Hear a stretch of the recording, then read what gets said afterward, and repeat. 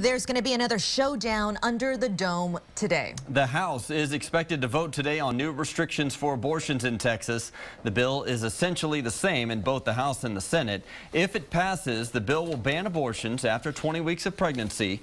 The new regulations would also limit abortions to surgical centers and put new limits on drugs given to cause abortions. It was a long night for a Senate committee. More than 3,800 people either testified or registered their opinion on the proposed abortion regulations. After 13 hours of passionate testimony during the hearing, the committee did not vote whether to send its version of the abortion bill to the Senate floor.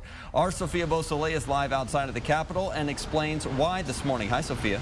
Good morning, Brian. Well, the chairwoman says they want to wait to see what the House does today when it comes to its version of the abortion bill. And then from there on, we'll decide whether or not to send it over to the Senate floor. Now, it was a busy day at the Capitol yesterday. And let's just recap everything that happened. So people started showing up as early as 1 a.m. on Monday to make sure they got a good spot in line to give their opinion about the bill. People who showed up in line by 11 o'clock got the chance to speak for 2 minutes in front of the Senate Committee on Health and Human Services. There were about 500 people that made the cut, people of all ages, races, backgrounds, and everything to get their opinions out there. Now, State Senator Jane Nelson, a Republican from Flower Mound, is the chairwoman for the committee.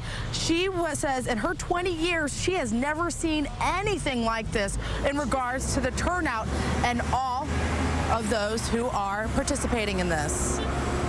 I, first of all, am so grateful to the public who came to the Capitol today early this morning, whether they testified for or against, to have 3,800 people come to Austin to testify on this issue that generates very strong feelings on both sides of the discussion. Everyone was courteous. We had some very thoughtful discussion, and I was so impressed that the entire committee stayed the whole time.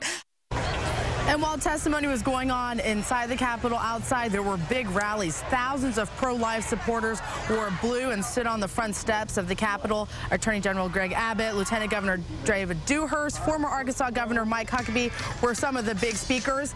An hour later, there was a pro-choice rally. Advocates wore orange and marched down to the City Hall to get their viewpoints out. So right now, you are taking a live look as people actually line up outside the Capitol. You can see folks wearing blue to make sure that they can get a spot today in the gallery when the House goes to debate on the controversial abortion bill. We will have up-to-date coverage throughout the morning and throughout the day, so you're going to want to stick with us, especially on KXAN.com as well for the latest. Reporting live from the Capitol, Sophia Beausoleil, KXAN News. Okay, thank you, Sophia. So where exactly does abortion rank in terms of important issues? Well, back in April, a Quinnipiac poll looked ahead to the 2016 elections. The poll asked voters what were the two most important issues when deciding how to vote for Congress. Well, only 2% said abortion and contraception were the most important issues. The economy, budget deficits, Obamacare, gun rights, taxes, education, immigration, and gay marriage were all issues